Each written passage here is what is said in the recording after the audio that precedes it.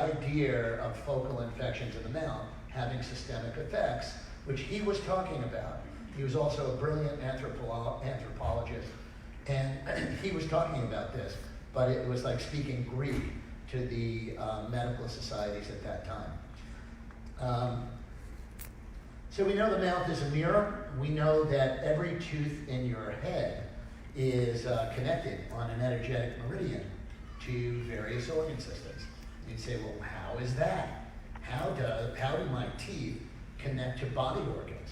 As a matter of fact, a friend of mine, Dr. Stuart Nunnally, a wonderful biologic dentist down in Texas, did a meta-analysis of 400 women with breast cancer. He found that over 94% had a root canal on one of their upper back molars, and which connects, oops, I'm pointing to the monitor. I was pointing to the monitor down here.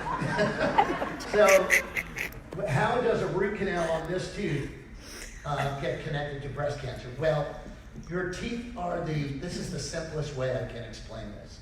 Our immune system is more than a bunch of biologic cells, right?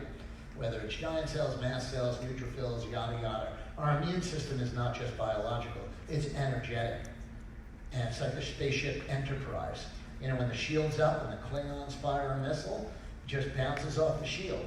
When the shield is down, that's when you get damage. And very often, we now know that 100% of endodontically treated teeth, root canal teeth, release endotoxins, which causes cytokine reaction, chronic inflammation. Chronic inflammation is the most dysregulating effect on every organ system in the body, and we got lots of it in the mouth. I'm going to talk about gum disease and cavitations, weave a little bit of root canal in there. But he found that 94% of women, Dr. Nunnally found 94% of women with breast cancer, of the patients that he screened in a meta-analysis, had a root canal on one of the other first molars. Of course, the American Association of Endodontists went crazy and said, oh, it's not scientific, it's not this, it's not that. We know that if our shield is down, our bodies are fighting cancer every day, folks. So if our shield is down, we are sitting ducks. We also know the tongue. You know, I look at the tongue all the time. Fissures, I love fissures on the tongue, are an indication of a psoriasis disorder. We know vitamin deficiencies, candidiasis, and fungal infections, and all that can be revealed by the tongue. The Chinese have always looked at the tongue. But what I'm really going to focus on more is not just how we see signs of disease in the mouth and the relationship to the body, but let's talk about the mouth as a gateway.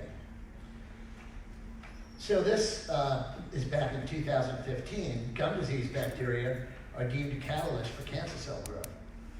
So we're going to talk about how gum disease, an epidemic that 80% of you sitting out there could have, because 80% of America, although this is an enlightened group, I expect it much lower.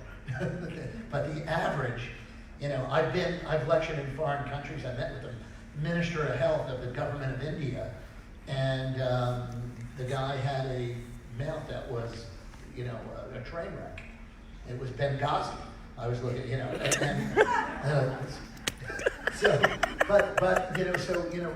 gum disease is a disease around the world, and it's inflammation. It's inflammation.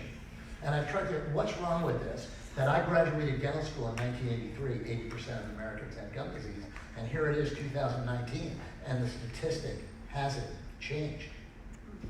And I'll talk a little bit about that, so we're talking about oral care. This just ended up in my